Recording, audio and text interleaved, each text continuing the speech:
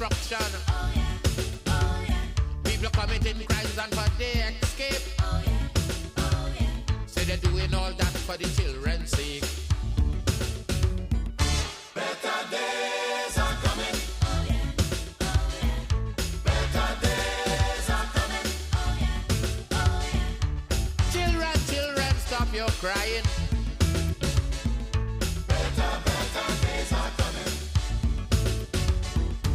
Better days are coming. Better days are coming.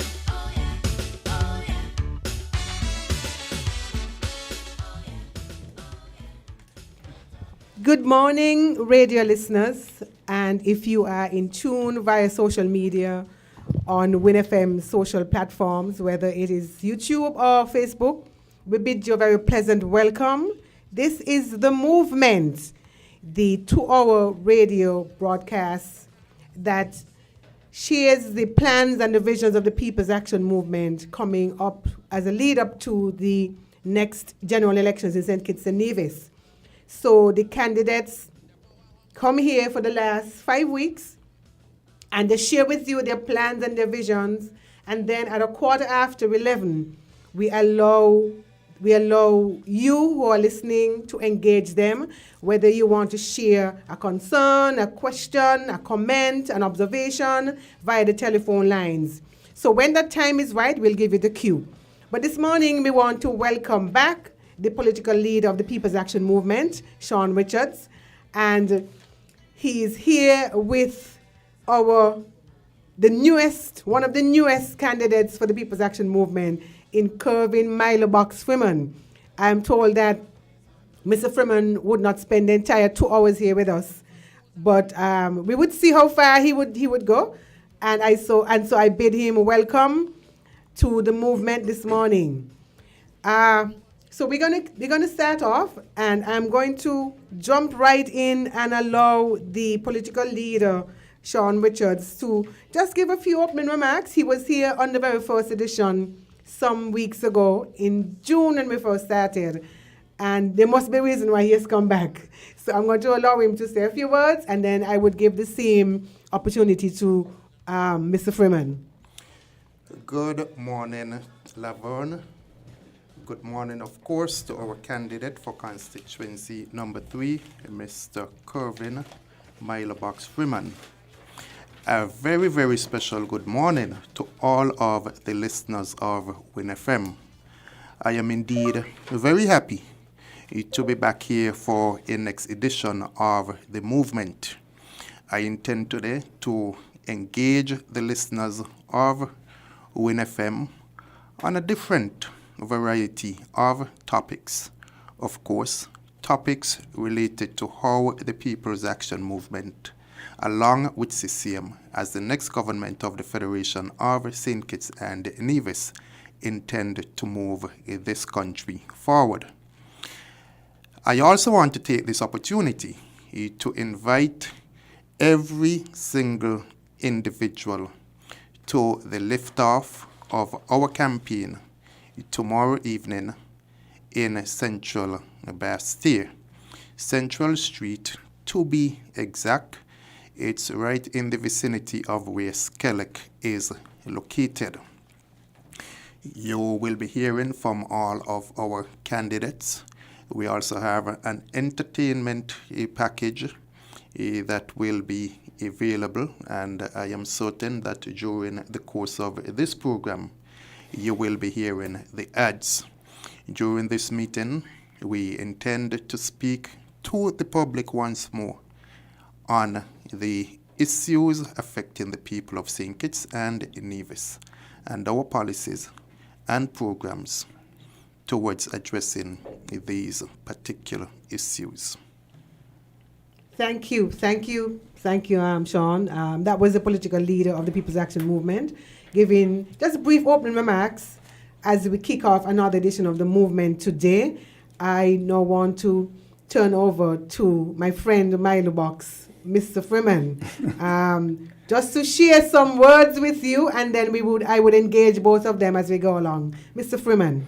Good morning, Laverne. Good morning to my political leader, Sean Kenneth Richards. Good morning to everyone listening out there in Radio Land and on the internet.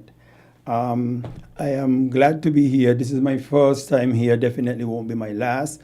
And I, along with my political leader, is here to share the plans of the People's Action Movement as we get ready to form the next government as soon as the bell will be rung. But it's glad to be here, and I am here as the candidate for constituency number 3, US Bastia. This is my first time contesting, and I'm planning to make history by being the first PAM representative for constituency number 3. As you may know, that PAM has never had a representative in constituency number 3, and I think that it is time. It is time, and I am ready to take up the mantle, and we're ready to deliver to the people of West Bastia, constituency number 3. Thank you. Thank you for your opening statements, Mr. Milobox Kervin Freeman. So now, let me just address the very first question to the political leader of the party, Sean Richards. You basically said just now that you came to share some of the plans that you in government with CCM, would move St. Kitts forward. Now, people are saying that those plans are yet to be shared, that yes, they're hearing about a possible coalition with the CCM of Nevis, but they don't know what to expect. And you don't hear, if you don't listen, you don't hear. And so I'm glad that there is this platform to use as another medium by which the message could be shared. So what exactly are the plans at a very basic level if PAM and CCM were to form the next government, Mr. Richards? Certainly. Let me take the opportunity to outline some of the programs that we have spoken to. We have said that healthcare, for example, needs to be addressed as a matter of urgency. Therefore, it is our intention to build a new hospital. It is not just, however, about building a new hospital. It is about building a hospital that will improve the services offered to persons, and also to ensure that the quality of service that persons received is enhanced. We recognize and we have heard from our citizens that there are some other services which they would like to see the hospital provide. I have heard from many persons during my different canvassing episodes in the different constituencies. And so we have been listening. We intend to answer that particular concern. To the lady, for example, who said to me that she is tired of having to go overseas 2 times per year to seek cardiologist services, which in her view should be available here. We have heard that particular concern. To the lady who said to me last week that she spent some time at JNF. She doesn't feel like she had any privacy in the ward that she was in. And even sometimes just to do certain things, if you aren't in a position to pull around the sort of screen around the bedside, you have to do what you need to do right there next to the bedside in the plain view of all persons. Same lady spoke about the fact that the bathroom facilities are also inadequate, and these were built when the hospital was built, whether 30, 40, 50 years ago. And you have had basically no upgrades to take into account the fact that you now have more persons using the facility. She spoke, for example, of having, I think, 2 toilets available. And of course, when you have a hospital with many persons and persons needing to use the bathroom facilities at the same point in time, one recognizes the inconvenience that you have issues with the physical infrastructure, leaks, etc. And so those must be addressed. You have persons who have spoken about the need for national health insurance, and we pledge to bring national health insurance to the people of St. Kitts and Nevis.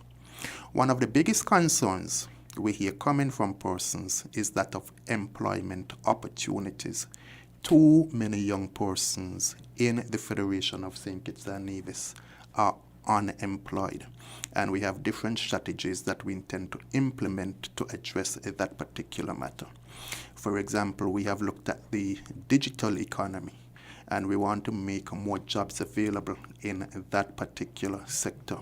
We feel that we have a cadre of skilled, intelligent, educated young persons who can become employed in that sector. And so we will put in place the necessary infrastructure to create jobs in the digital economy. We have spoken about building 1,000 new homes within the first term. 1,000 new homes, not only to meet the needs of the many persons who have been trying to get a house but can't get a house. Just last evening, I had the opportunity to speak to a young lady who lamented that under a Labour administration she applied over and over again. She now has a PLP representative, and again she has applied several different times. And no matter how many times she has applied, she is still waiting for the allocation of something to call her own home. She is tired of paying rent. I refer to the 3 adults I met in the next constituency, living with 2 children in a 2-bedroom house. Again, I heard the plight of this family, who said, we have applied over and over again. We're tired of the process. The system is failing us. Why is it that this, in the land of my birth, I'm unable to get a house? 3 of us, of course, can afford to pay for it. The mother of the 2 young men actually said, even if it is that one of her sons, especially the one with the 2 children, is able to get a house, she would feel so much better, because it would ease the space, it would ease the burden that they are experiencing. And I can speak of so many other young persons who have said, all I need is the opportunity to get a house of my own. Now, by building those 1,000 houses, it would not only provide houses for persons, but it would create employment for persons within the construction sector. It would create employment for persons at the different hardwares, because persons have to furnish those houses. Building materials must be purchased in order for those houses to be built. And so you will have so many different spin-off effects coming out of it. Landscapers would be able to get jobs to keep those yards clean, etc. And so you see how employment is being created as a result of that. I am also in tune with those persons who have spoken of their various business ideas. The young man who said to me, who explained the concept of a particular type of bar that he would like to build. The young man who said to me that this is my dream in terms of the particular type of business that I want to create. And I don't want to name the specific types of businesses for anybody to thief the ideas of those individuals. But over and over again, I have met so many young persons that have business ideas. But what they lack is the resources to be able to start the business. A young lady I spoke to last night, she said, what about being able to provide certain services for those of us who may not be skilled, whether it is in management, whether it is in setting up the business, whether it is in accounting? Would you be providing such services? And I was happy to say to her that indeed it is a comprehensive plan that will allow persons like her who lack skills in certain areas to be able to get assistance with pursuing those with pursuing your business, well, you get the support to give the business an opportunity to thrive, to grow. You in turn can hire additional persons, and when you hire additional persons, of course, that helps to deal with the employment situation. We have spoken about agriculture, ensuring that we have food security, and part of our plan, we have said, is to take some of the persons who are currently involved in landscaping, etc., put them to the farming, continue to pay them, but at the end of the day, when the produce from the farm turn over a profit, they also get a percentage of the profit. So not only you get employment out of it, you get young entrepreneurs out of it, you get persons becoming trained in agriculture, but you also increase food security for the people of the Federation of St. Kitts and Nevis, and we become more sustainable as a nation. We have spoken about the marijuana industry and ensuring that we build out that particular industry. Just this morning, when I was leaving home, a young man came to my vehicle and he said, "Look, I am one of those persons who used to make a living by growing marijuana. And since it is that persons can now grow fruit trees in their yards, I am no longer making money from it." He said, "But I want an opportunity to be able to grow it wholesale, to be able to export it, to be able to become an entrepreneur in that particular industry." And I said to him, it is a commitment we have already given to the people of this federation, and it is a commitment that we intend to fulfill because we believe in keeping our promises. When you take the fact that a prison is being built at $2.4 billion, so many of these things should have been given priority for our young people, for our people looking for a chance to thrive in this federation, for our young people who feel that they have been abandoned by Timothy Harris. We want to give them that opportunity. We want to give them hope.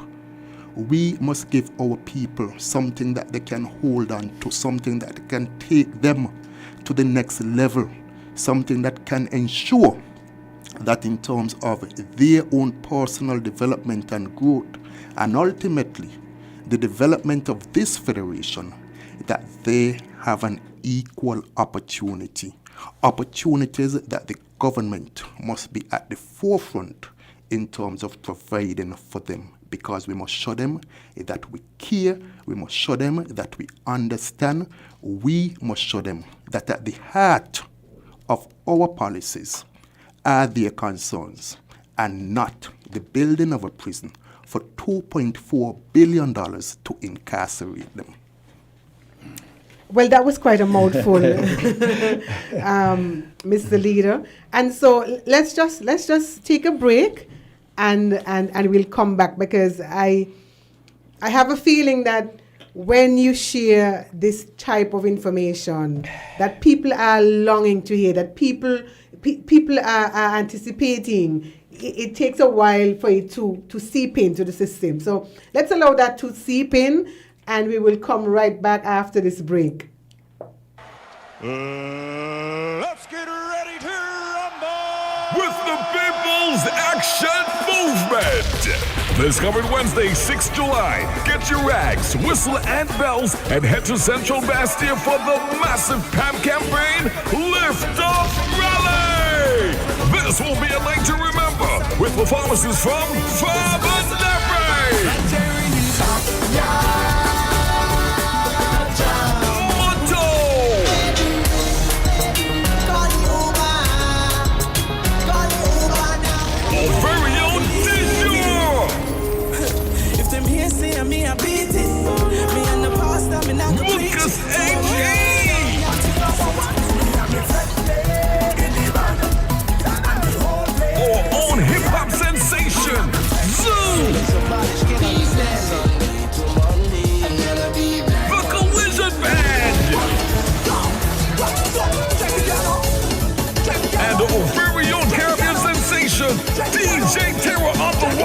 choose.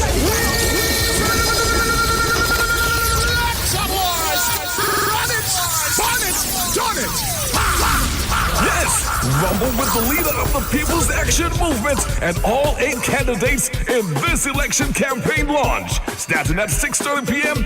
right at the corner of Central and Spot Street. The best hope for the future of St. Kitts and Nevis. One movement, one people, one nation.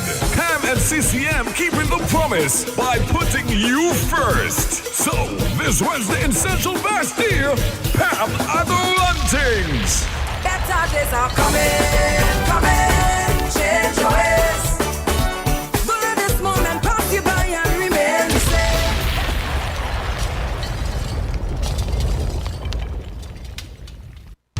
Better days are coming. Better days are coming. Welcome back, everyone. This is the movement to our program that is brought to you every Tuesday by the People's Action Movement, wanting to share their plans and their vision into the next election, the next federal election that is due anytime soon. I guess we're all waiting, we're all counting, we're all holding our breath, but it has to happen. It has to happen, there's no doubt. Somebody told me yesterday that time is a equal opportunity presenter. Everybody has an equal opportunity with time. So time will tell. So if you've just tuned in, you probably would have missed some of the key points, the key vision that the leader for the party just shared, looking into the future of a PAM CCM government. I'm going to come back and break them down in bite sizes. But in the meantime, we have the candidate for constituency number 3 here, and I just wanted him to share with us how many of these plans he's going to dovetail into as a candidate for constituency number 3. Of course, those plans that were presented by the leader. They are the master plan, the overarching plan of a new government under the People's Action Movement and CCM. So you obviously have your own plans for the people of constituency number 3. And so perhaps as you have been canvassing them, have been sharing stuff with you, and maybe if you could just share with the listeners some of those issues, some of those critical issues that the people of constituency number 3 are looking to have fixed under your leadership. Well, thank you again, Laverne. And as you said, as the next representative for constituency 3, I have been canvassing and I have been listening to the people, which is very important because I have learned in my canvassing that the answers to most of the issues we have at hand is in the voices of the people. Mm-hmm. But if only we will listen to them, if only we will give them an audience, if we will only listen keenly to what they are saying. Right? And of course, one of the things that people have is unemployment and housing, land. What we plan to do, one of the plans that we're having in terms of the land area, because since I got the call that I'm supposed to be the candidate for West Bastille, I started moving around, asking questions, trying to find out things. And one of the things I've learned is that in terms of land, a lot of the land in West Bastille, well, a good amount of the land in West Bastille are given out to people who are not from West Bastille. And that here presents a sort of frustrating thing for the people of West Bastille because they are wondering how persons from other constituency can get into our constituency and get land, and they've been there all their life and they can't get land. What I've also learned, though, is that a lot of the persons who would have gotten land up there, right, some of them have not even paid for the land as yet. And it was used as a sort of a scheme, how I understand it, as if to get persons in constituency 3 from different constituency to register them up there. So the land distribution was not about helping anybody. It was just like a scheme, right? Because even persons who want to do the commercial thing, I have a guy up there, and everybody know him, this guy Arnold Wilkin, he does a lot of work, and he rents a place up here in Newtown, in the Newtown area, well, up the industrial site, and he wants a place in the village where he can, ply his trade, do all of his work. And what has been happening to him is that he has been being shuffled around, not given an answer, and it is frustrating to him when he looks around and see people outside of the constituency are being able to get land in the constituency to do their business, whatever commercial building they are doing, and he, who is a born and bred villager, live in the village all his life, cannot be given that opportunity. Right? One of the other thing I realized too is that in the village we have a lot. Right? In the village, in camps, in other areas, there are a lot of abandoned houses and a lot of abandoned places. And apart from being a health and safety hazard and also a security hazard, we are thinking that these are things that we can, like the government, as a government, when we get in there, we can get these spots, get these lots. If they belong, a lot of times why family might have some confusion and family dispute. And we go and we say, hey, look, these places here, these lots, these abandoned houses, the government is going to take them over. We get an appraiser, get the person, whatever is the market value, the government set that aside, and you use that spot, you clear the spot, you build a nice home, whether it is a sort of duplex or whatever. So you have people who live in that area actually getting to have and own a piece of real estate in the area. And then it's part of the West Bastia beautification program. Because like I said, you move around West Bastia, there's a lot of abandoned houses and they are in the middle of communities. And we want to get rid of that. We want to give the West Bastia a proper facelift. Right? When I look at places like camps, and you go down camps, and you realize that the village of camps have not changed much in the last 40 years. It's like they treat camps like an abandoned thing. Like, man, however you all get that workout, you all get that your workout. But we wash our hands of it. I am not going to wash my hands of it. And I guess why it's easy for people to wash their hands of places in West Bastia, in constituency number 3, is maybe because some of them weren't born there. Some of them are not from there. They did not grow up there. So they do not have this special connection with the people to know that these are things that are really upsetting to the people. But when I talk to the people I'm in camps, they say, boy, nobody's studying us. Successive government have not bothered with us. We keep advancing our concerns. Nobody is listening to us. And that is one of the things that I said to the people in camps.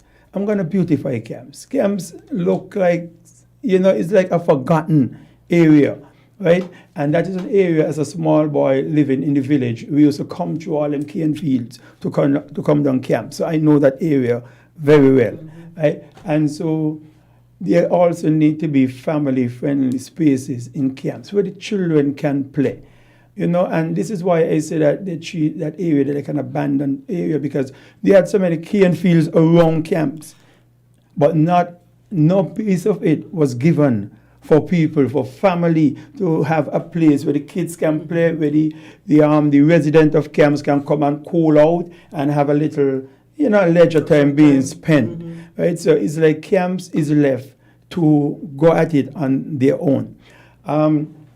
What I find also in the Buckleys and the whole village area, I actually find too that we take things for granted. It's like over the years, it was like no matter what, until the last election in 2020, it was over the years, no matter what, this area is going to vote one way. So we don't have to put in a lot of resources in this area. We don't. Every now and again we come and we do something for a little window dressing, just to say we do something, but not this year. And you go in the Upper Buckleys area, right? And there's also a place that was supposed to be a playground for the children up there. It seems that they have a committee up there, and every time they make a little noise, some heavy equipment come and brush off the place, but nothing else is done. And I promise the people of that area that I'm going to get that there done. You know, because, I mean, mothers and so work hard, and if you go up that area, the streets them, right? The streets them are well traveled. They are very busy. Vehicles keep dashing across and all them streets, and you have children up there. And mothers and parents, fathers, they want the children to be in a safe area where they can play. Right? I went to my people in Lagreed and listening to my people in Lagreed, and you're hearing a lot about the land that they're supposed to get because they're up there and they're getting squatters, right? And I went and I spoke to them and I said to them, what exactly is happening up here with you guys? And it's like they were given some paper for the land last year, March. But those letters, they were taken back. So up to now, since last year, March, when they were given this paper to say, well, they're going to get the land at a certain price or whatever, they are still waiting because they said they were told that they want to have a big official handing over. Now, why would somebody be waiting for a big official handing over of land for over a year? Why you can't just give the people the thing, and then if you want to have it sometime after, later you do. But in the meantime, people have the rights to this land so they can go and do whatever they want because they have the mortgage of property. So they are up there now and they are like in limbo. They are waiting. But good thing that the election is due very soon, and the answer to every question they have, every problem they have, is in the People's Action Movement and the Concerned Citizens Movement. So we are promising them in the next couple of weeks because, I mean, hey, moon until they catch it, right? So in the next couple of weeks, we'll be able to do that for them. And one other area, the Cardin home. The Cardin home, what it means a lot to me is because, like I said, I am the only candidate for constituency 3 who actually born, raised, and grew up in that area, right? And so being around, you know, the Cardin home was the place that we, as young children, we used to go and we stayed here. That's one of the only places that had a television. So we go over there. Them days it was wrestling, it was gun smoke, it was Mannix and all them kind of pictures. And we used to go there and, you know, be around the elderly and everything. And it breaks my heart to see that apart from a little aesthetic and the building, nothing has really been done. And I think that this time we do a real structure for our people, our elderly. Those are the ones who paved the road for us. Those are the trailblazers. Why do we feel that we have to just shove them off into a home and whatever happen? Persons, some of their family and friends, even though they want to, they have it hard to go and visit them because of how the place is. You go to visit somebody and you're out on a landing or you're going to a place or whatever. If you have a proper structure with a nice air conditioner lobby, you can go in there, you can visit the persons in there, you can have a nice conversation and you feel good. It's a feel-good environment. And that is one of the plans that we have to, you know, fix up the Cardin home. But I'll stop here so long and come back to the others.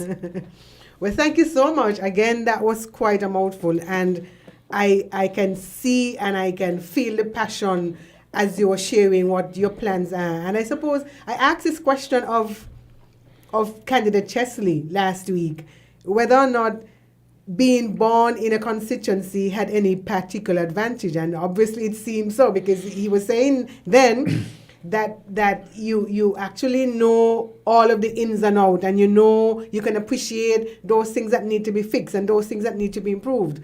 And hearing from I think that solidified that argument, so I'm going to rest it there. I'm not going to ask you if there's any advantage in being from the constituency in which you're offering your candidacy. But it's been quite a mouthful, and so again we're going to pause, and when we come back, I want to go back to the leader and ask him a question as it relates to this plan of building a new hospital.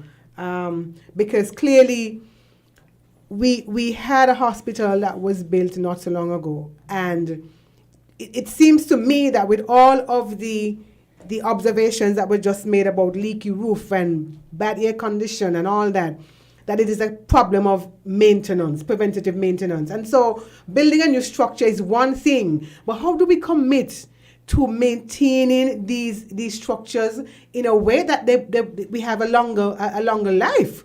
We get longer life out of them. And so maybe that is something that the government needs to now look at. How well are they maintaining these properties in the government's asset register? So, but we'll take a break. I'm gonna let the leader chew on that until we come back, because I want to hear how he would address that one. And we would take a break now and come right back. You're listening to The Movement on Win FM. The views and opinions expressed in this program are solely those of the participant or caller and do not reflect the views of WinFM 98.9. WinFM reserves the right to disconnect any caller who infringes the law or offends the right of any person. The station will also refuse to take any call from any person who, in WinFM's considered opinion, is likely to expose the station to liability for statements made on the air. Let's get ready to rumble! With the People's Action Movement. This coming Wednesday, 6 July, get your rags, whistle, and bells, and head to Central Bastille for the massive PAM campaign Lift Up Rally. This will be a night to remember, with performances from Father Nebre, Monto,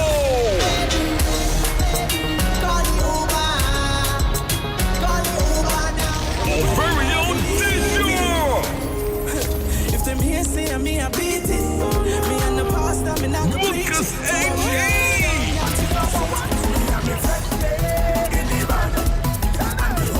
our own hip-hop sensation, Zoo, the Collision Band, and our very own Caribbean sensation, DJ Terror on the ones and twos.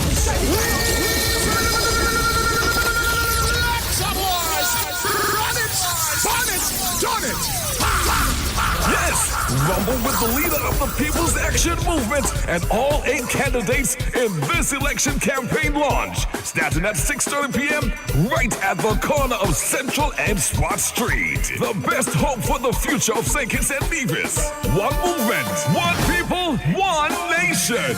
PAM and CCM keeping the promise by putting you first. So, this Wednesday in Central Bastille, PAM are the Runtings. Better days are coming, change your ways. Don't let this moment pass you by and remain the same.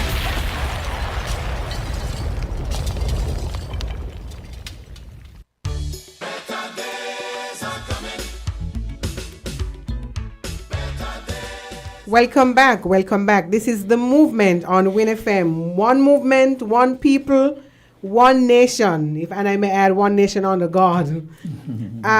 So we are speaking today on The Movement with candidate Kervin Myler-Box-Freeman. He is the candidate for constituency number 3 in the upcoming general elections in St. Kitts and Nevis. And of course, we have the return of the leader of the People's Action Movement, Sean Richards, who has come back for the second time on The Movement. When we went into the ad just before we went into the ad a moment ago, I posed the question to Mr. Richards about whether or not the government also needs to look at its maintenance problem, its maintenance issues with government properties, and whether building a new hospital would end up in a state of I guess, disrepair again because of poor maintenance. So I'll allow him now to address that issue. In addressing the issue, Laverne, I will first posit that the JNF hospital, it's not just a matter of maintenance issues. When you speak to people and you hear the concerns, you recognize that some of these issues are not about maintenance.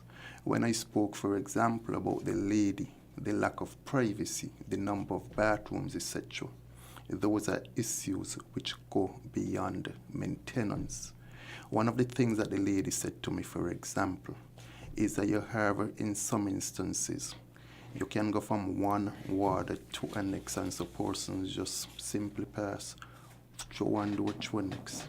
And so the person had a concern about cross-contamination of patients at the institution.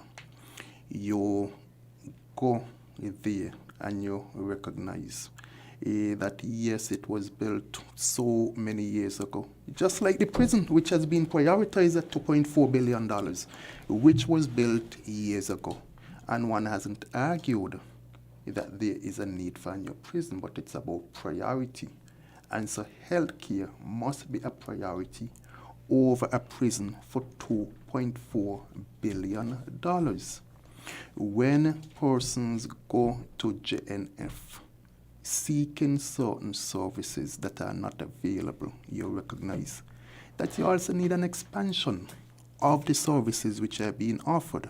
Do you have space to accommodate the expansion of those services? No, you don't. And so that must be addressed.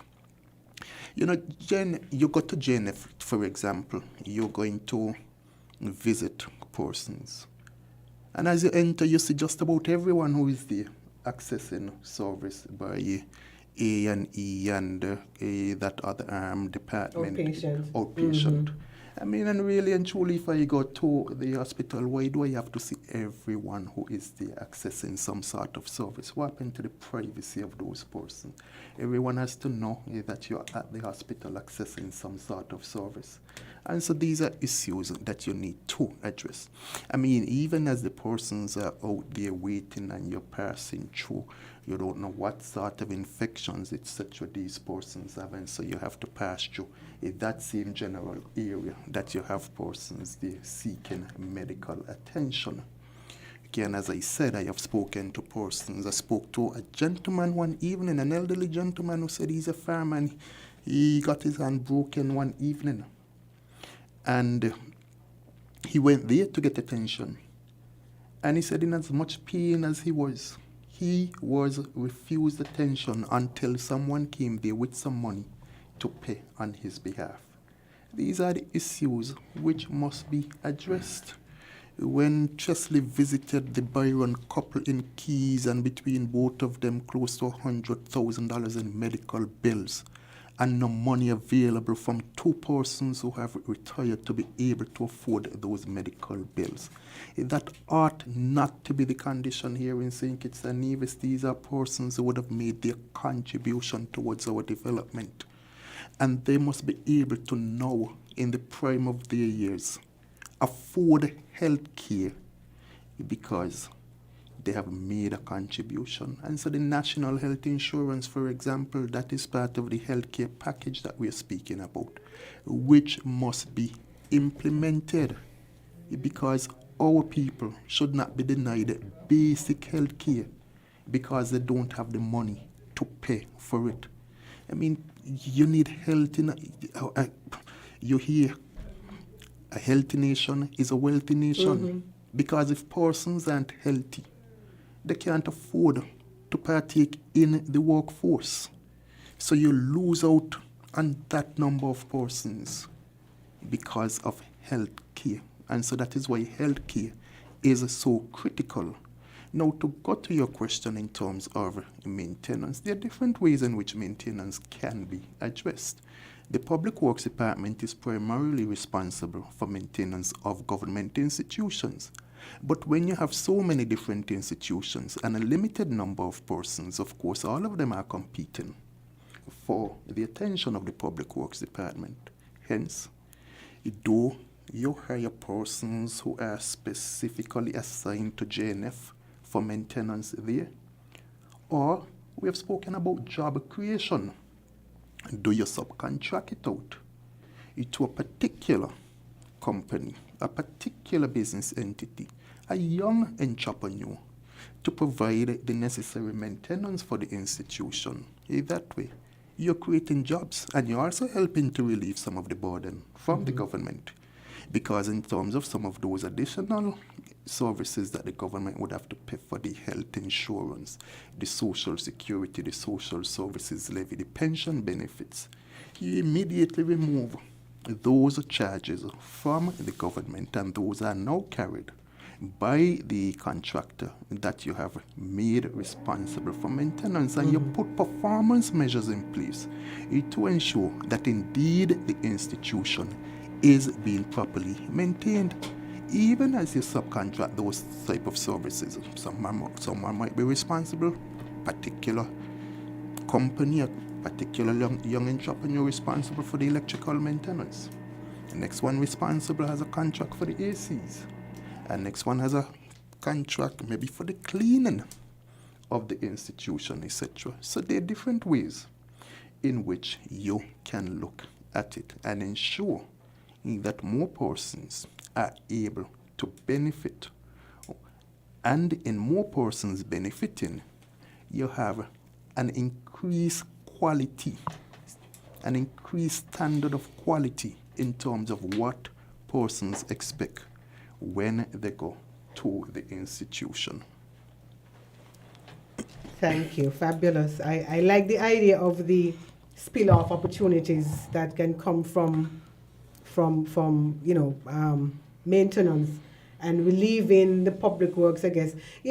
I think when you have to probably look at government structure and the way that government operates, we have to go back to colonial days, and maybe nobody foresaw that 100 years, 50 years from then, things would change. And so a small public works department clearly can't spread themselves so thin. I mean, even if you prioritize, what is urgent, you would still have shortfalls here and there. So surely I am warming up to the idea of giving subcontracts to other people to manage these institutions. But Mr. Freeman, I was reading a post on your Facebook page recently, and on that same note of the hospital, I realized that one of the persons on the thread was saying, well, we don't want to hear about any CAD in home and anything. Tell us what you're going to do about the hospital. As if, because the hospital is in your constituency, you should automatically find a way to deal with all of those issues that we're hearing in the public. But I guess, having heard now from the political leader, I'm sure you are in agreement with the plans that have been tabled in terms of that institution that is a village institution. Yeah, Lavon, you're so right. Even though I guess one of the reasons why people will look and say, Milo, tell us what you will do with the hospital, even though the hospital might not fall under any ministry that I will be responsible for, the hospital is in West Bastia, in our constituency. And I think that the Ministry of Health, I don't know, this is not anything I discuss with my leader or any other my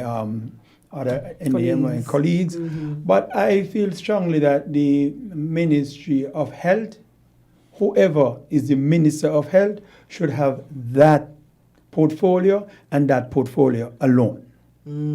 Right? If you look at what is happening here, our present Minister of Health is also the Minister of Entertainment.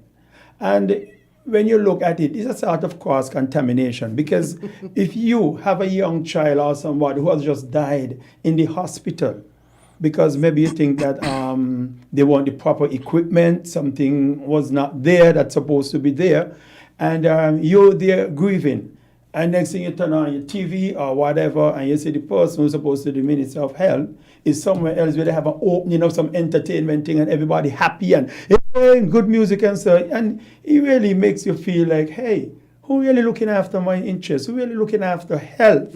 So I think that going forward, I don't know if I might be talking ahead of my leader here, but I think going forward, the ministry should be one person. If you want to add on something, you add on something maybe like ecclesiastic or something like that, but nothing that will take away from a minister really, really concentrating on the Ministry of Health.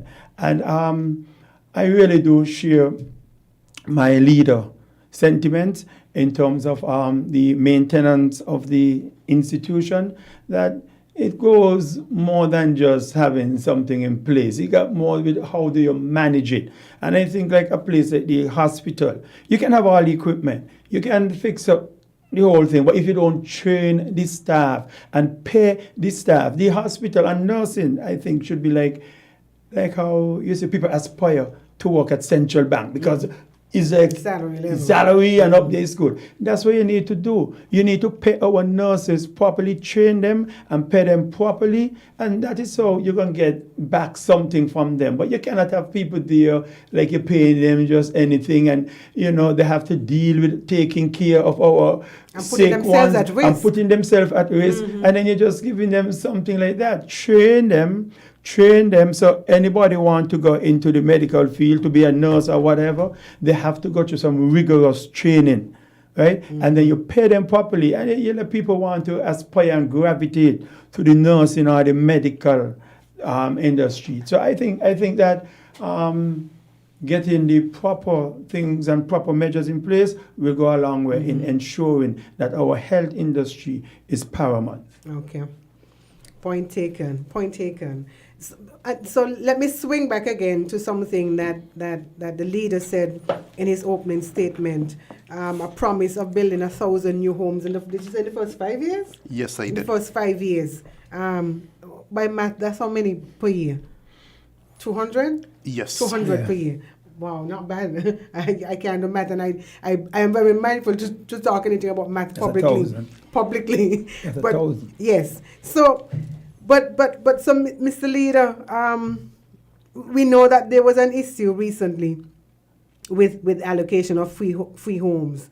Now, when you promise to build 1,000 new homes, what assessment would there be? We have are you including that in Nevis as well?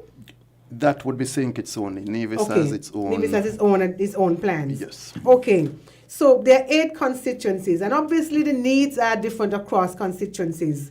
And I believe that sometimes we need to do maybe a means test, because people are saying that sometimes some of these houses have been allocated to people who could otherwise have gone into a bank and gotten a mortgage. So if you are to be fair in the allocation of these 1,000 homes that you're planning to build in the next 5 years, how are you going to fairly, because I notice the word equity and equitable so is being touted on the platform. So how are you going to fairly allocate these 1,000 homes across constituencies? Thanks for that very important question, Laverne, because indeed you have a number of persons out there who qualify for low-income homes and who have been unable to get a low-income home. Those persons must be given priority first and foremost. Hence, in terms of the interview process, in terms of the determination of how these homes are to be allocated, that process has to be relooked to ensure that the persons who receive these homes are the persons who are in need of them. And let me say that in terms of the allocation, it will not be along political party lines, because you have persons who support different political parties who are in need of just a fair opportunity, a fair chance in this, the land of their birth, and those persons likewise must be given that fair opportunity. They must be given that fair chance to own a home. So the process has to be relooked to ensure that across all of the constituencies, those persons who are in need must be given priority.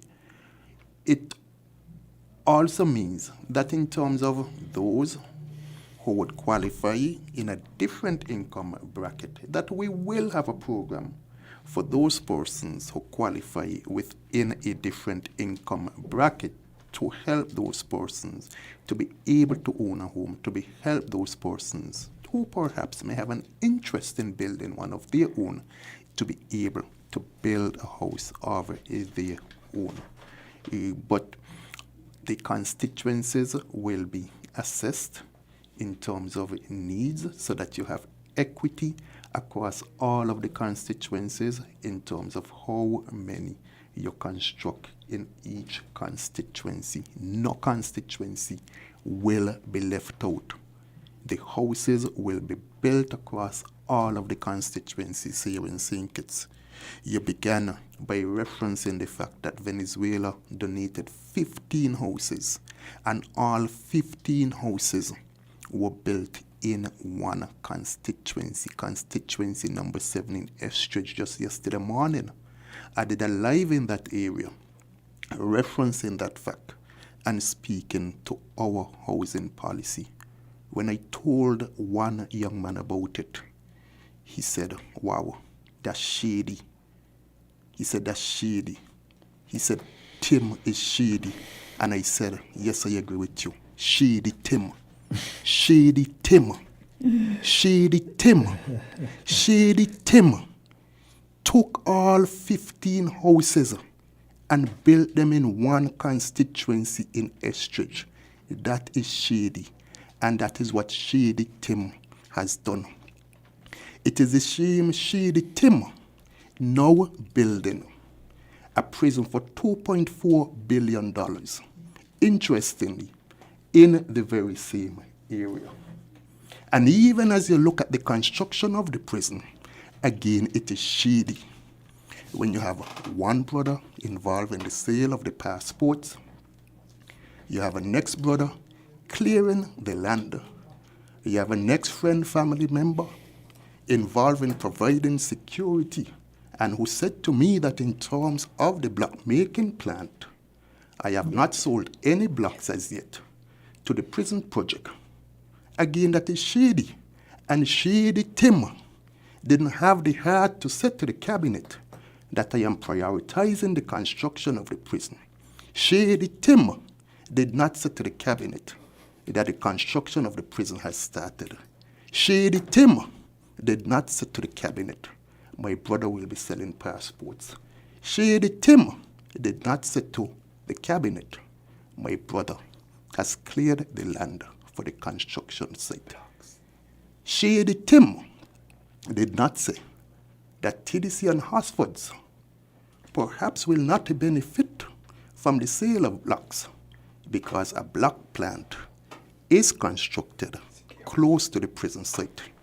Shady Tim did not say in terms of security companies that this company will be the one providing the security services at the construction site. And that is what Shady Tim has done to the people. I will not be involved in that sort of thing. I will ensure that all the different constituencies can benefit from the construction of these homes, and that those who are most in need will, of course, benefit. Okay. You over the course of this discourse, you have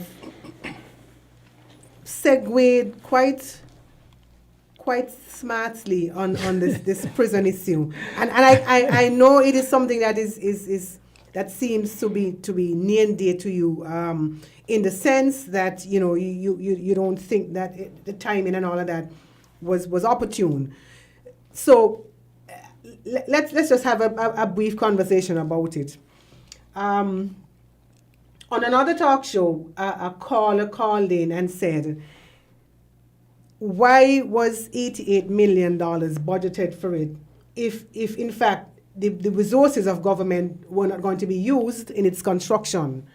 And I know that you are an accountant and you are a trained auditor and all of that, because I think the person who attempted to answer the question didn't quite answer it correctly from an accounting standpoint, because the caller wanted to know, well, why did it end up in the budget if in fact it is now being said that it is going to be built at no cost to the government? So there's no capital outlay that government has to find.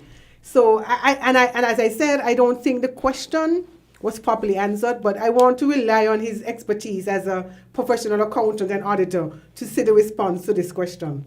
First of all, let me say this, that a capital project would be placed in the budget because it is a capital project to be undertaken by government.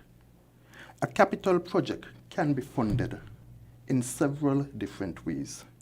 A capital project can be funded by a loan. A capital project can be funded by a grant. A capital project can be funded by local revenue. A capital project can be funded by a combination of those three things that I mentioned.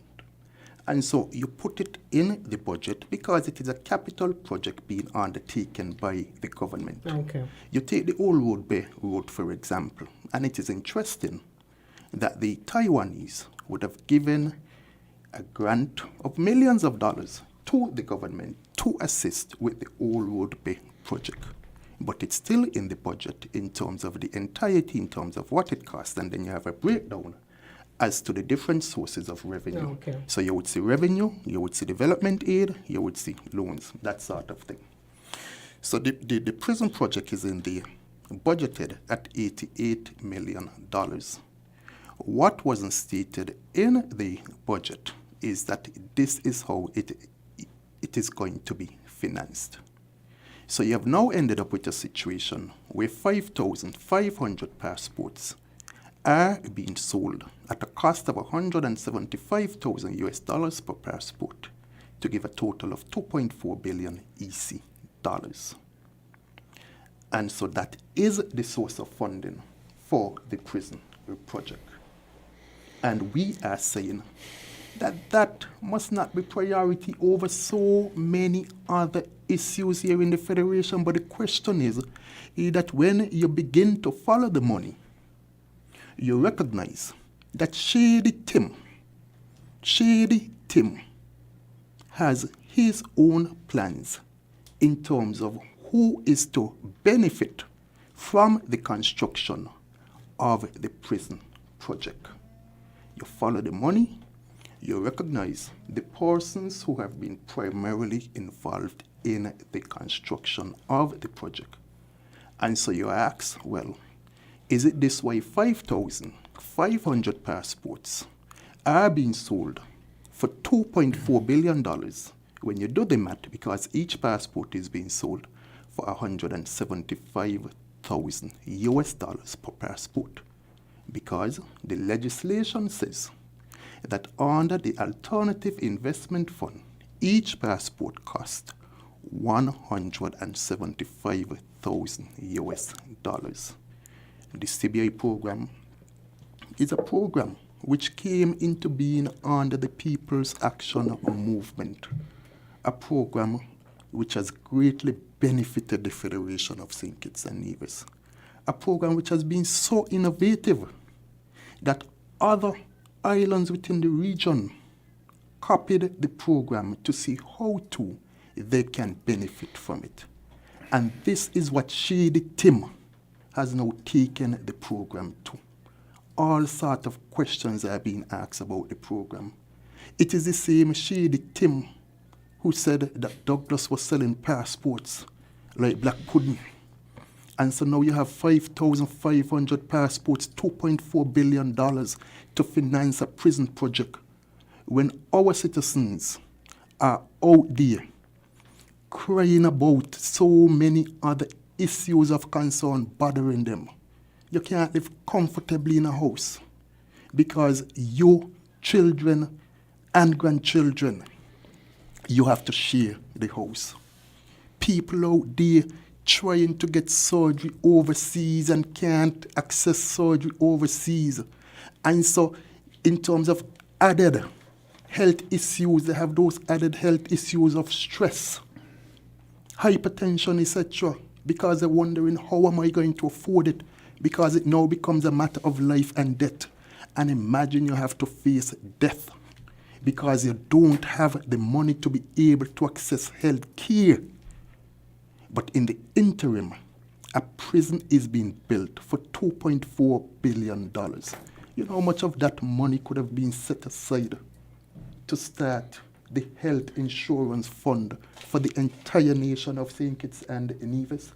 How many of those persons who wonder when they're going to be able to access the critical surgery that they need could have been able to be sitting comfortably knowing that they have health insurance in place to be able to do so? I think it was just yesterday you had two local young men on radio making a plea making a plea to persons to help to financially support a child going overseas to get critical treatment.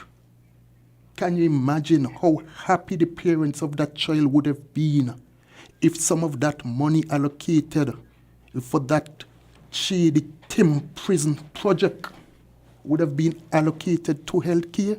And these are the issues that we must prioritize to ensure that our people benefit from the CBI program in the best possible way, because we must get up our priorities correct. Right. So, Mr. Political Leader, obviously, this is a matter that has caused a lot of consternation, clearly. I mean, you're weak in passion when you speak about it. How are you going to fix this? So you win the government when the bell is rung, and, most new governments give a commitment, and in the first 100 days, we'll do this and this and this. What are your specific plans to rectify this in the first 100 days? Well, firstly, I have said that there must be an investigation into this prison project. The public must be told the full facts surrounding the construction of this project. And so the project must be halted while all of this is being done. And we must also prioritize what we do with whatever funds we are able to raise from CBI. I said that healthcare must be a priority.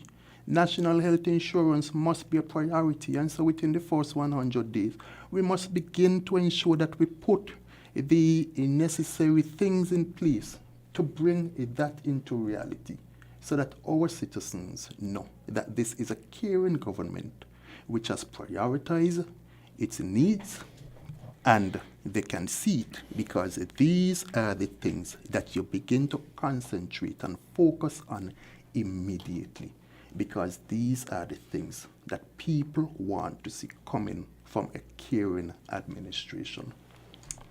Thank you. We are a little past the 11:15 mark, which means that our callers are probably waiting on the sidelines with their questions, and we don't usually disappoint them on the movement. So before we go into the break, we want to remind you to reach us on 466-662 or 762-0989 if you're overseas and you want to be part of the conversation. The numbers are 718-285-6984 or 305-921-4619. We'll take your calls, your questions, your observations, your suggestions when we come back after the short break. You're listening to The Movement on Win FM. The views and opinions expressed in this program are solely those of the participant or caller and do not reflect the views of WinFM 98.9. WinFM reserves the right to disconnect any caller who infringes the law or offends the right of any person. The station will also refuse to take any call from any person who, in WinFM's considered opinion, is likely to expose the station to liability for statements made on the air. Let's get ready to rumble! With the People's Action Movement. This coming Wednesday, 6 July, get your rags, whistle, and bells and head to Central Bastia for the massive PAM campaign Lift Up Rally. This will be a night to remember with performances from Fab and Nebre,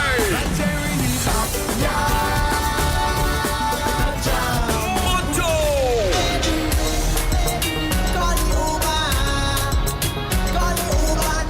our very own Dijon, If them here say me, I beat it. Me and the pastor, me not complete Lucas it. A.G.,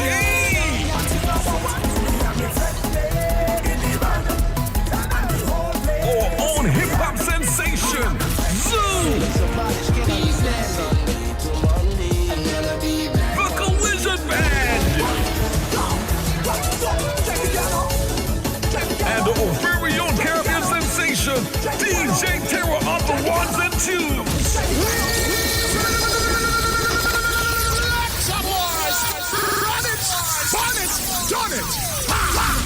Yes, rumble with the leader of the People's Action Movement and all 8 candidates in this election campaign launch, starting at 6:30 p.m. right at the corner of Central and Swat Street. The best hope for the future of St. Kitts and Nevis. One movement, one people, one nation. Pam and CCM keeping the promise by putting you first. So, this Wednesday in Central Bastille, Pam are the Luntings. Better days are coming, change your ways. Don't let this moment pass you by and remain the same.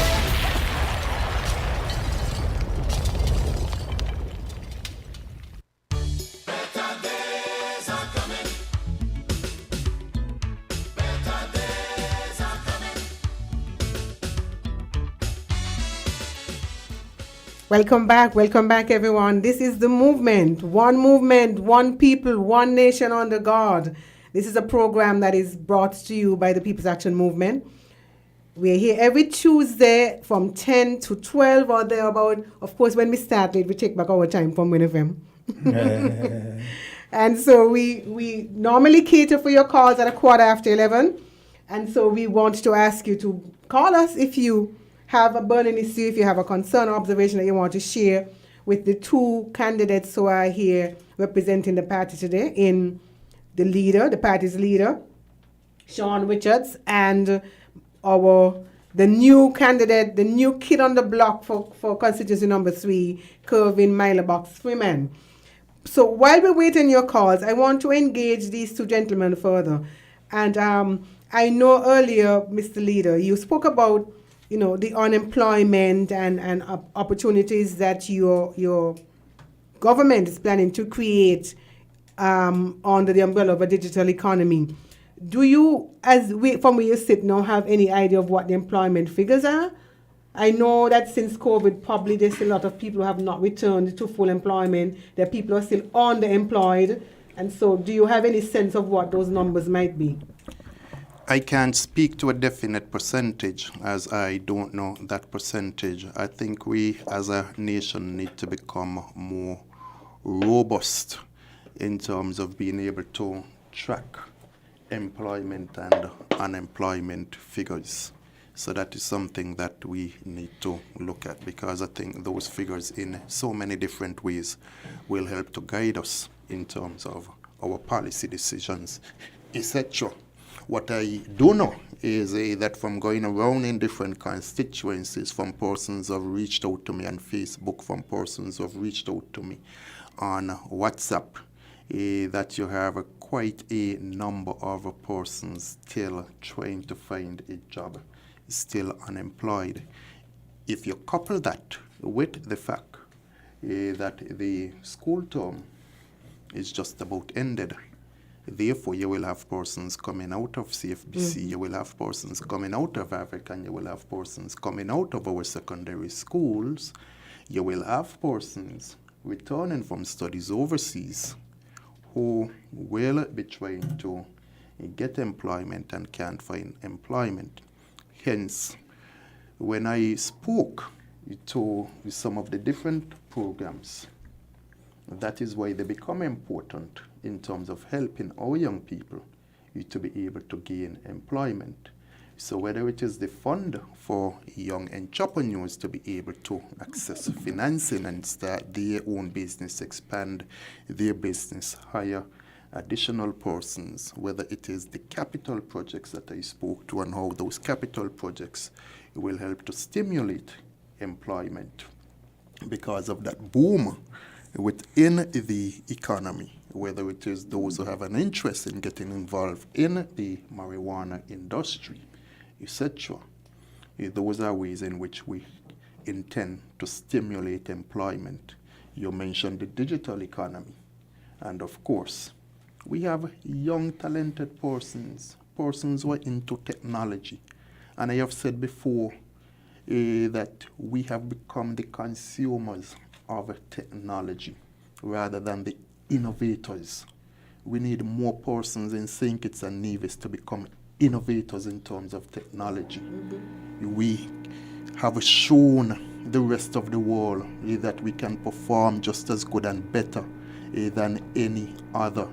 So just as persons, whether in North America, elsewhere, can be innovative in terms of technology, our people can do the same, but they need the resource able to do so. And so that is why I spoke to the digital economy and ensuring that we move towards the digital economy and creating jobs in that particular sector. It reminds me of how well a local team had done a couple of years ago. I think the robotics team at the college. Yes. That could have been when you were Minister of Education too. I think there was some world competition that they really represented themselves well at. And so it means that there is potential. In fact, I have a niece who I think she went to some part of the Far East with a team from the college at one point as well, and she's into IT. And so those are really opportunities that I think young people are going to gravitate towards. And, you know, people say that young people, this generation of young people are not necessarily looking for handouts. They want an opportunity. They want an opportunity to go on their own. Because truth be told, a lot of the studies are saying that young people, this generation, they're not necessarily loyal to anything or anybody. And so they want an opportunity to be free, to do what they want to do, to be creative. And so that is a challenge that any government is going to have now with respect to young people. Just give them wings and let them fly. Well, Lavan, interestingly, you said that because the perception is that young people, they just want easy money. And so, and during my canvassing and speaking to them, they're telling me straight up front, we don't want no hands out. We want to get something. We want a little hands up. We want to be able to be entrepreneurs. We want to be able to be self-employed. Right. We just want the line. We don't want the fish. We just want the line, right? And one of the reasons why I can say that too, because my political leader and the next Prime Minister of St. Kitts and Nevis, he has said that we're going to have $100 million fund, right, for people to tap into, entrepreneurs to tap into. And you realize since the COVID thing, we have had this big thing now where everybody wants to do their own thing.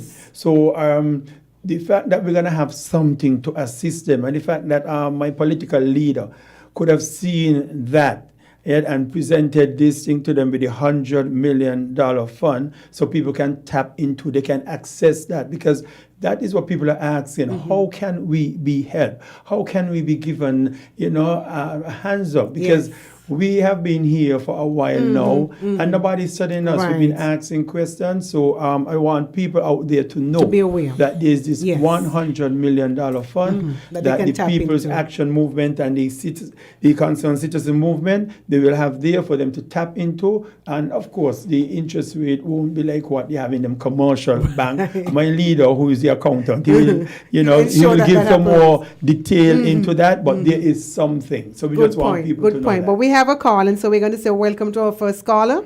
Good morning, you're on the movement. Good morning. Good morning. How are you all doing? We're doing well, thank you. Anyway, I know Sean said something a while ago. It's bothering me. Politicians need to stop calling one another names. That's not going to solve the problem. Talk to the issues. The Honorable Prime Minister called Sean a name, no Sean calling him a name. That's not going to move anywhere for guys. Come on, talk to the issues. It's one issue we need to know as young people. As you mentioned, saying that young people. While I do not go down the road there with them, please, I'm begging you all. And the reason why some politicians lose the seat is because the people that have behind them. You can't have people walking behind with you and cussing out people. Put them in the back, and you, the ministers, them who representing, go forward and you talk to the individual. Don't put these people behind you in front of you all. Good point. Thank you, ma'am. Thank you for that. We have any more caller? Okay, so let's just continue the discussion. This whole thing of medical marijuana as well. I have not been following what the initial activities that have been done, but I believe that there was some formation of some committee sometime. And again, like the political leader just hinted at, people are waiting to hear about formal opportunities that would derive therefrom. Now, I said earlier on in one of these series that we have a way of talking at people and not talking to them. And so I believe that for this to work properly, people need to be seated at the table. Because I think the one thing that is a real fear for many people is that somebody is going to creep in from overseas and come and swallow up all of the opportunities in this industry. And I think any government would have a lot to explain to young people who may have an interest in this industry if that were to happen. And so I don't know if there's any regional model, there's any regional, project that we can look to as an example where this is concerned, Mr. Political Leader. But surely there is a real fear that unless we don't formalize this whole medical marijuana industry thing very shortly, some investor somewhere is going to come into St. Kitts and sweep away all of the possible profits that could be derived from this industry. I'm not sure if this is something that you want to jump in on. Certainly, and I do agree that we need to ensure that we position ourselves to take advantage of whether it is medical marijuana or different aspects of the marijuana industry. However, in doing so, we can't afford to leave our people behind. So many of our persons got locked up, they had to pay fines, etc., for growing marijuana. And now that you're creating an industry out of it. Those persons should not be simply there to work on a marijuana farm, etc., but they must be able, like anyone else, to participate and benefit from the industry. That is why as soon as possible we need to ensure that we see a greater build out of it and that we give locals incentives to be able to participate in that particular industry. Miley, you wanted to add anything to that? That's fine. Okay. And I want us to go back a little bit on the housing thing too, because we are only 65 square miles, and there's so much we can do about building and no more. Would we ever look to change the building laws and start to build vertically? Because vertical is the only way to go if we are to be able to provide housing for people. I mean, we can do so much and no more with spaces for a bungalow. Mm-hmm. So and it would probably need the law to be changed in terms of the building laws and all of that to accommodate vertical building, Mr. Political Leader. Is that something that has been given consideration? Yes, that has been given consideration because as you look at the landscape, you recognize that in order for you to basically take advantage of all of the opportunities that you have, that it can be just the status quo as you have become accustomed to it. But that is one model that we need to look at. You wanted to add something? Well, I agree because we are in a sort of landlocked situation. Right, and if you can spread out, you go up. Mm. The sky is the limit. And I think that we have too many persons around. You have a lot of young people who just want to move out on their own. And they are being hindered simply because we don't have no land, we don't have nothing to give them. And if we can get like these sort of projects ongoing, where we do these, well, I don't want to use the word high-rise, but we get to go higher than we are going right now, whether we have to change laws or whatever. But I think we need to do, because it is a different world right now, right? And we have an influx of persons from other islands coming here. So the luxury answer that we had, that we're going to get land here, we're going to get all of these here available, we are seeing that it is not so anymore. So we have to provide, and we have to provide housing. We got to go. Yeah. This question too also has currency against the backdrop of this land for debt swap, and we know that since 2015 some efforts have been made, and in fact some payments have been made for some of these land. I don't know if the political leader can share some information on this, because we know that pre-2015, our land situation in St. Kitts became a really, really, bitter discussion in terms of the fact that we would have lost all of this land and with it the possibility of housing. So I don't know if the political leader wants to share where we are with those lands and how many of those lands that were part of that program have now been freed. Some of the lands were actually repurchased using some resources, I suppose, from the CBI program. And so when I spoke earlier about priorities, these should be the priorities, and again, not a prison for $2.4 billion.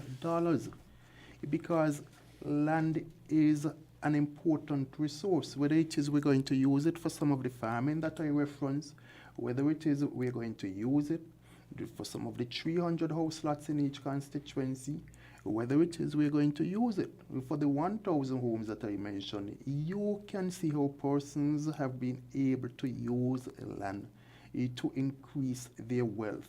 There's so many different things that you can do with land. You can use it as collateral at the bank to send your children to study. You can use it to build a second home. You can use it to refinance loans that you have, etc. Just remember your thought there, Mr. Political Leader. We have a call which we must take and say, welcome, good morning, you're on the movement. Hello, good morning. Good morning to you, good morning to your guests, Good morning. and good morning to all the listeners.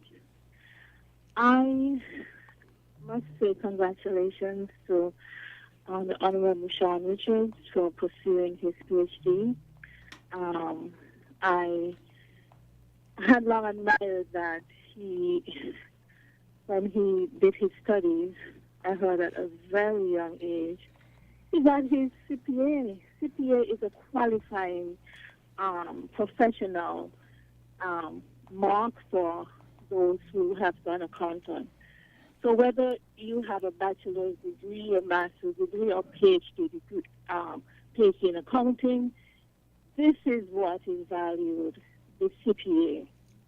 And he was able to get this. There are people who have taken this exam like 20 times, and some people who are high ranked in some of our civil service positions. So I know that it is difficult. But he got it right off the bat. That's remarkable, I have to say. Okay, you did accountant, fine. As a student of politics, I'm always interested in knowing why someone would run for an office. So, Honorable Sean Richards, I would like to know from you, why have you decided to take up politics? And I also would like to know from the candidate for number 3 as well. Thank you so much. Thank you, ma'am. Thank you, caller.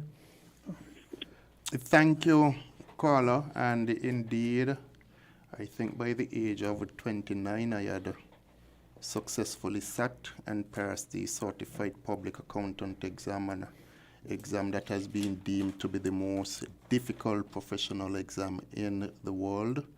But I was dedicated, committed, and I had a passion. I still have a passion for accounting, and so I set about doing that exam.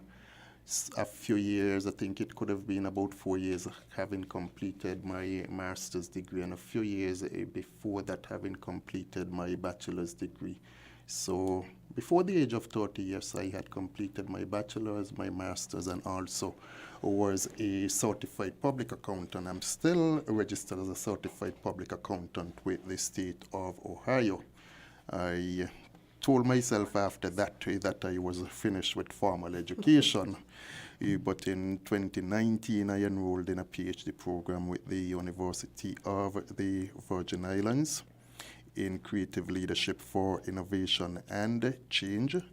In February of this year, I completed all of the core courses as part of the requirement for that doctorate. And the only thing that is left for me to now complete is my dissertation, My intention was to have already had it completed, but the politics caused me to place that on pause. Now, what motivated me to enter into politics is wanting to serve people and to make a difference, in particular for young people. And so that is why when persons see me supporting education causes in particular, whether it is sponsoring students, whether it is the scholarships within my constituency, whether it is just speaking to young persons about the importance of education, encouraging them to diligently apply themselves to school, etc. It is because about that passion for young people. The young persons who have been able to assist with getting employment, getting house, getting land, pursuing business opportunities, etc. Those are the things which drove me into politics, making a difference for young people in particular. You're not just wanting to see them being able to advance themselves, just like how I have been able to use education and other opportunities to advance myself. Is seeing other young persons being able to do so. I have said to persons that the Ministry of Education wasn't necessarily a ministry that I had wanted at the time. And interestingly, the then Prime Minister said to me that no, education is a ministry that you should consider. He said, look at Mia Motley, she was once Minister of Education. Look at Kamla Processor Bissard, she was once Minister of Education. Look at Kenny Anthony, he was once Minister of Education. Look at myself, I was once Minister of Education. And he went around the region and he pointed out a number of persons who eventually rose to the office of Prime Minister who had been Minister of Education. And he said, this is a good ministry for you to take and a good ministry for you to become grounded in. And it actually grew to be a ministry that I really enjoyed working in, whether it is with the teachers, the students, the parents, the different stakeholders, and making a difference in the lives of so many children. I've said, for example, the 54 or so teachers who I was instrumental in helping them to gain a master's degree.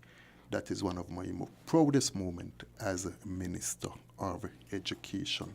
The education reform which was piloted while I was Minister of Education. The TVET program, which I was able to pilot in a significant way as a Minister of Education. Those are things that I am able to now look back on and be proud of. You know, sometimes I meet persons and the persons would say to me, you know, I decided to pursue additional studies because of a conversation that I had with you. I would meet students who said to me, you know, I end up graduating from high school because of a conversation that you had with me. And at the time when you're speaking to these particular persons, you really don't recognize the significant difference that you're making in their lives until they're able to come back and say to you, you know, thanks for that conversation, thanks for that opportunity, because due to those conversations, I have now been able to achieve this. I've been able to pursue this, and I have been successful. Minor, I think she will ask a response from you too. Yeah, but what I can say, everybody who knows me knows that I've always given. I always love to help people, always want to be there for people. And so, like, politics chose me. And what I will say why I will say that is because when I go around and I listen to persons speaking about the difficulties that they are engaging in, the hardship that they have, and like I said, I look at certain things and I realize that these people can be helped. These persons just need someone to listen to them. And so I got into politics because to me it is a vehicle. Like I tell people that I am not a politician. I'm just someone who get into politics, because politics for me is a vehicle that helps me to reach more. So the fact that I'll be able to reach more, then I'll be able to help more. So my entrance into politics is just an extension of who I am. Like somebody who likes to help, likes to give, and likes to give of my time to help others. Now, I would like to say something about the first caller we got, who spoke about the name calling and all them kind of things. Well, that is something I tell my team we are not going to get engaged in. Right? I always live good with everybody. I mean, for instance, when Congress was having his launch, Congress invited me.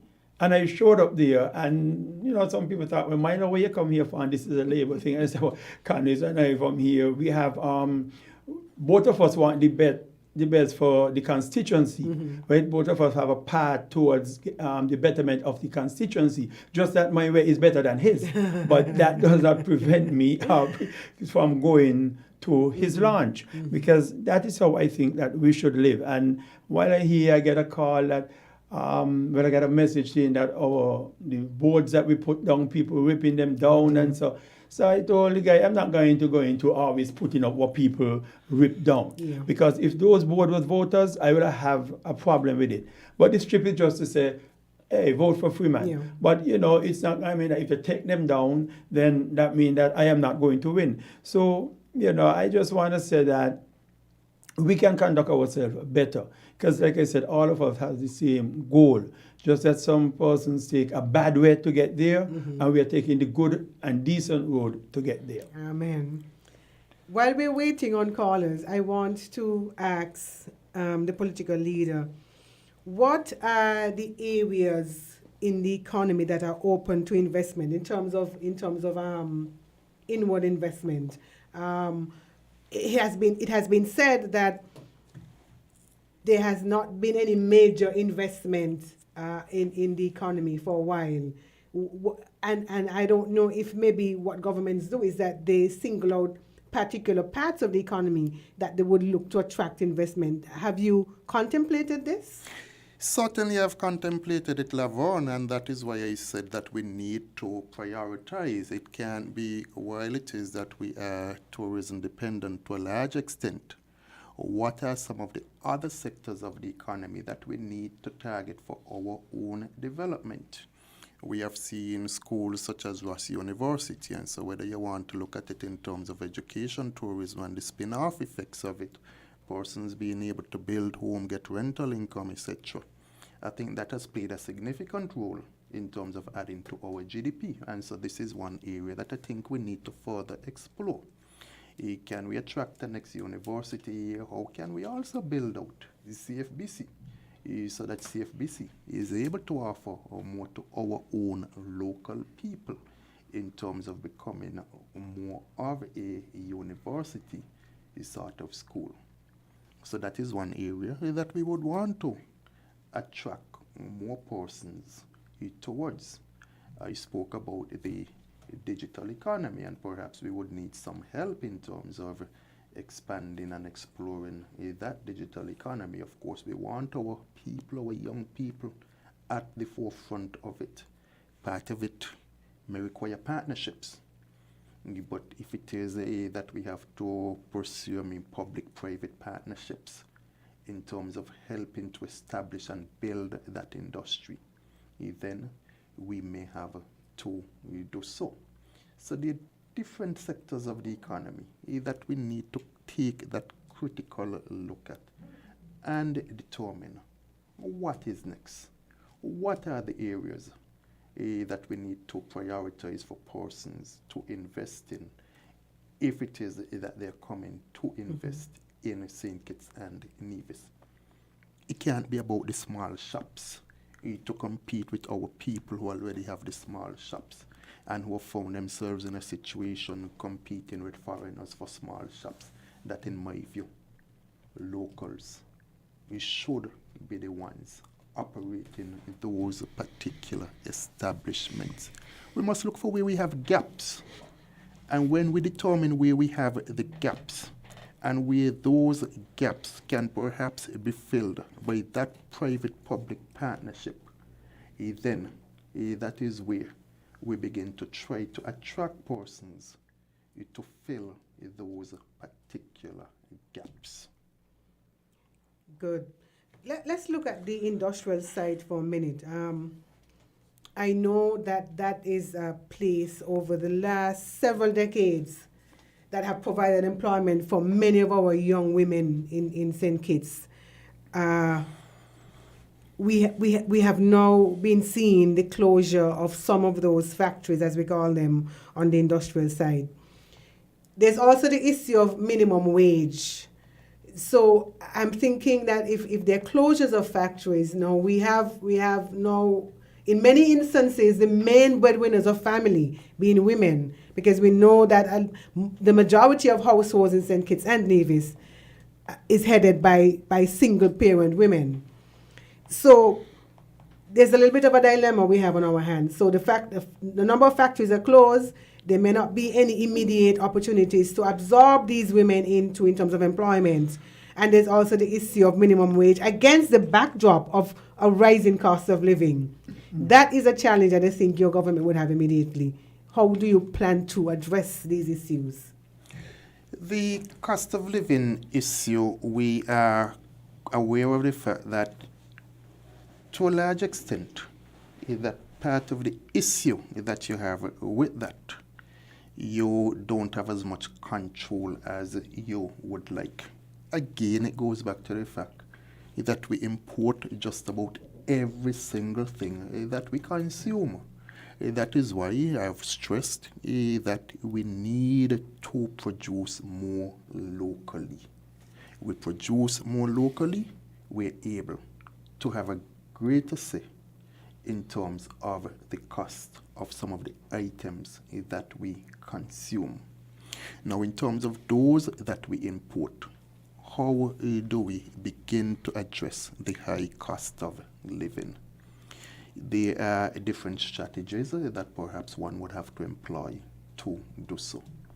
When we look, for example, at some of the items, we have to determine, can we afford to decrease the import duties on some of these items, so that ultimately you would expect the business places to pass on the savings to the consumers. Part of it also entails the Consumer Affairs Department doing the relevant monitoring, because sometimes you get the complaint that while the duties have been decreased, that the prices remain constant.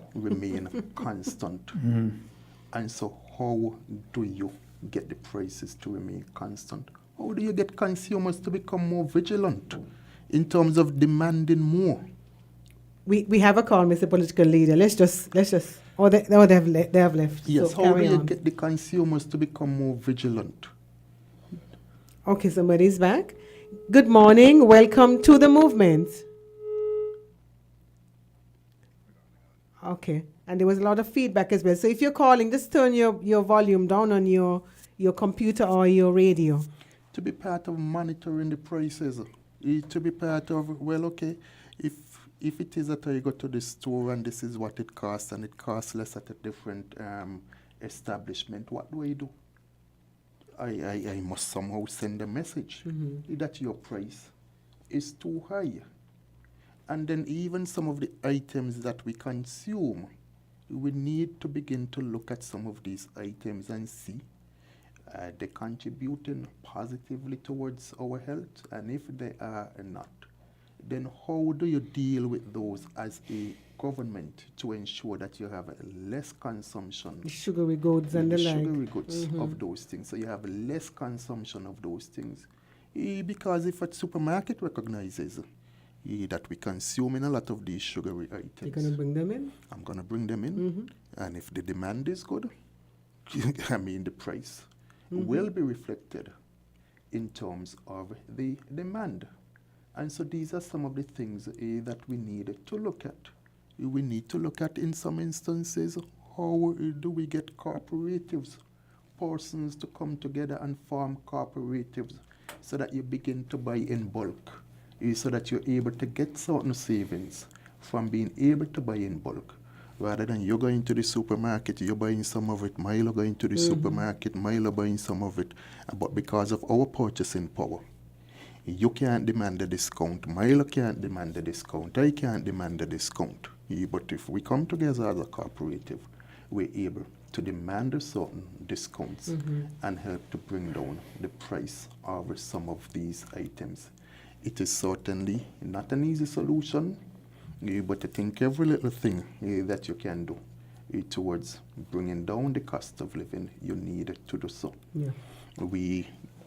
I think it is time for a conversation also in terms of minimum wage. And when I say a conversation, that conversation, of course, must be an all-inclusive conversation because the businesses would be impacted by it. And I've said to persons, in no sense to take a decision to increase the minimum wage, and then after it is increased, businesses can't afford to pay the wage, they begin to lay off persons, the very same cost of living that you're concerned about, because of the increase in meeting minimum wage, they increase the price of goods and services, etc. So it really, is a situation that you have to find that correct balance. But it needs that conversation because at the end of it, it must be a win-win situation for everybody. And not that your economy begins to go into a recession because businesses cannot afford to meet the cost of wages, etc. And as it relates to alternative opportunities for young people to find employment, given the recent closure on the industrial side of one of the factories there, any quick thoughts you have in terms of how these young ladies might be absorbed back into the workforce? I think in some instances, some will need retraining. I spoke to the fund that we intend to put in place and some of the services that we intend to provide. And in a conversation with them, you may be surprised that some of them have a business idea, but they don't have the resources to start that business. Milo mentioned, for example, that when COVID hit us, some of our people were forced to become self-employed and to do other things.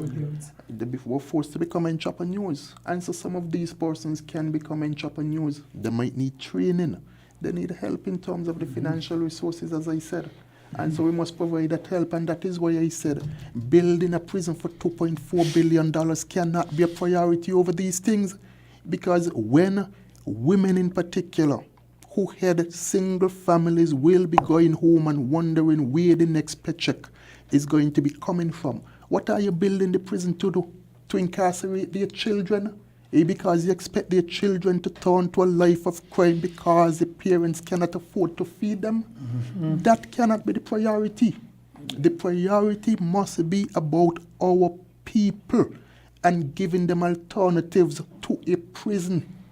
Giving them alternatives to a prison. Our young men, he cannot feel abandoned because you see what? A prison being built, that is the hope that you're telling them to aspire to. Go to a prison so when the parents can't feed you, we will feed you in the prison. Is that the message that you're sending to our young people? Your parents can't feed you and so you turn to a life of crime and we will incarcerate you. We will feed you, and that is why we're building a prison with 300 rooms. That is a wrong message. That cannot be the priority for our people. What are you doing to say to the young women on the industrial site who are about to be sent home because of the closure of that factory that there is hope for them? That during the time that they're trying to find employment elsewhere, that they still can continue to pay their mortgage, to feed their children. Some of them, when school restart in September, where the uniforms are going to come from? School fees. Where the school fees for those who have children, whether in private school or at the daycare centers, where will the money come from? Where will it come from? Do they have to wake up the next day in despair, with stress, having to wonder about how am I going to survive the next day in this country? How am I going to feed my children? they shouldn't have to face that kind of stress. And that is why I continue to say a $2.4 billion prison cannot be the priority to benefit the friends and family. Because when somebody's selling a passport for $175,000 and making thousands of dollars from that passport, their home don't know where the next dollar is going to come from. When somebody over there clearing the land, when a family member brought over there clearing the land and making hundreds of thousands of dollars from clearing the land, what about these young women? What about their children? Are their children supposed to feel lesser off than other children? Because when they go into the house, no groceries inside of the cupboard. When they open the fridge is empty. Nothing in the fridge to eat. Because the parent, the mother, lost her job. And nothing is there for that mother to do. Thank you, Mr. Political Leader. I hear you. I feel like I was on a testimony in a church. Transformed just now. I hear you. Points well made. Now we're wrapping up. We have all of a few minutes left, and so I want to go to candidate Kervin Milobox Freeman. Now, there are 3 candidates, including yourself, in constituency number 3, as there are across constituencies in St. Kitts right now. How good are your chances to make history in constituency number 3? On a scale of 1 to 10, how good are your chances to make history, Mr. Freeman? I'm not going below 8. You're not going below 8? Yeah. You see, there is something that happens when you present yourself to the people to be their representative. And it goes there being a connection. And a connection is very important because once people know you and know the person you are, that they can transcend all political affiliation that they had. Because they can say, yes, this is my party that I normally vote for, but I only voting for the individual because the party presented that individual to me. So I am voting for the party and not necessarily the individual. But when it comes among somebody like me who, as like I said, a rural villager, a grassroots villager, somebody who, bathing public baths and all that kind of thing, pitch marbles in the alley, a rural villager, born and bred in the village.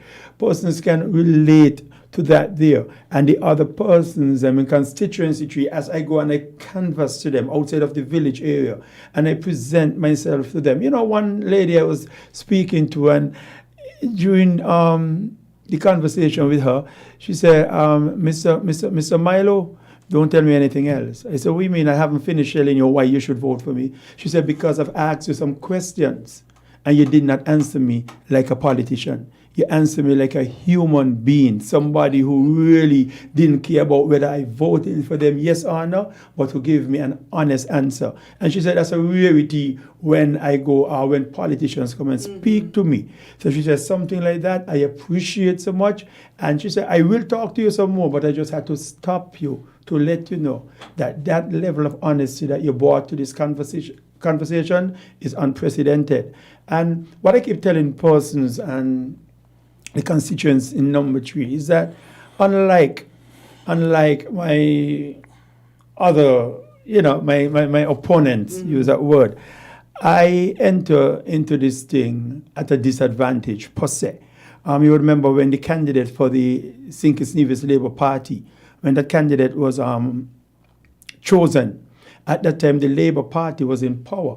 So that candidate could have piggybacked off, the Labour Party being in power, will be able to give somebody maybe a job in government, maybe be able to give somebody a house, maybe give somebody a piece of land, and so, because he was backed at the time by the government. Yeah. And my other opponent, when he became a caretaker, the Unity Party was empowered, so they were able to get things from the government to give to these people. But in my case, I am flying just in there by myself.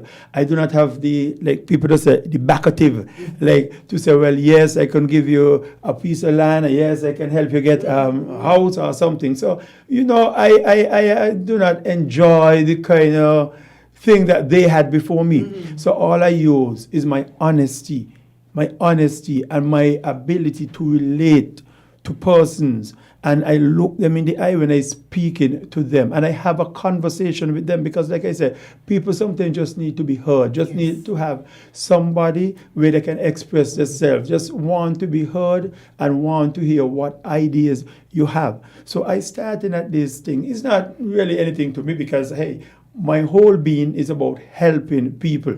So like I tell people, I am not doing this for you to vote for me. I am trying to do this to improve your standard of living, because hey, we are not here to turn into stone. And the time that we have here, let's use this time to help our fellow men so we can all enjoy a good standard of living while we are breathing God's precious oxygen. Amen. Thank you so much for that. And Mr. Political Leader, same thing. It's a three-way fight in Sandy Point. But being a Sandy Pointer myself, I can tell you that, well, you know that we are very proud people. Proud is the understatement. And this is a fight for pride now. Mr. Political Leader, how do you look in the West? Sandy Pride. Sandy Point. I have been a political candidate since 2004. When I became a political candidate in 2004, I faced the might of the Labour Party, which had all 8 and which had the resources of government behind of it. I said to persons then I was going to win that seat, and I won the seat. I have won every single election since then, and this election will be absolutely no different. When the results are counted on the night of the election, Sean Kenneth Richards will be returned as the representative for the people of Sandy Point. And victory. Victory is in Sandy Point. As a matter of fact, Sandy Point got its name from the point in the victory area. So indeed, victory is in Sandy Point. I will be returned as the representative for the Sandy Point. I have given good representation to the people of Sandy Point. So I am not worried about the other 2 candidates. I mean, anyway, I'll leave the rest of that for the political platform. As the lady instructed you to. No, not as the lady instructed me to, but I'll leave the rest of it for the political platform, because WinFM might charge me. Well, I want to thank both of you, kind gentlemen, for sharing the last 2 hours with the listeners and viewers of the movement on WinFM. It was a very enlightening 2 hours. I think there was much food for thought. People have been saying, we need to hear the plans, and a lot of plans were shared today.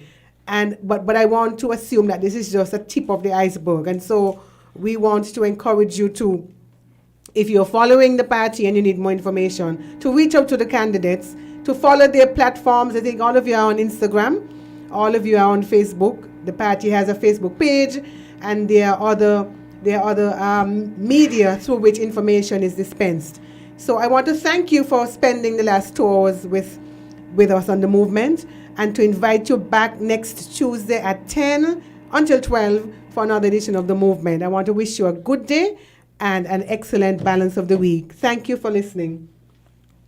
You found the sound. 98.9 Win FM. We now bring you the headline news. The headline news is brought to you by Caribbean Alliance, KDP Enterprises,